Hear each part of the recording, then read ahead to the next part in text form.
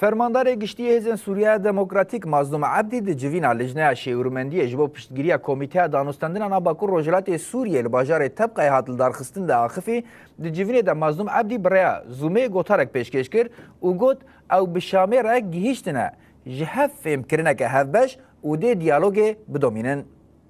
هلا بصورة عامة يعني اتفاقية 10 آذار اللي وقعناها مع رئيس الشرع يعني كان الهدف الأساسي من پیمانا ده آدار یا کمه بسروک شرع را امذکر ما بهتر بالکشان سر دو آرمانجان یا یکم همو پرزگریکن سوریه بگشتی و باکور و روجلات سوریه بتایبت بریا دیالوگ و آشتیه نه بریا شر و تونتیه ورن چاره سر کرن یا دیوم جی تکس کرنا یک کرنا خاکا سوریه که انتگراسیون هرم سوریه بگشتی نه تنی هرم باکور و روجلات سوریه جالیه سازین اولهی و اداری و دناو دولت سوریه دبن منطقة شمال شرق سوريا عن طريق الحوار مو عن طريق العنف أو الطرق الأخرى.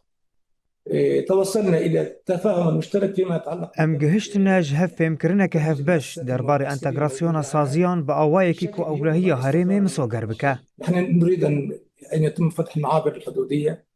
ام دخوازن درگه سینوریین به ترکیه و عراقی را ورن وکرن داکو آلیکاریه جبو آواکرنا هرمه بکن. ما زلنا نحن ملتزمين بأن يكون ام بپابندن که همو آمرین سوتمانیه د خدمت آگل سوریه دبا.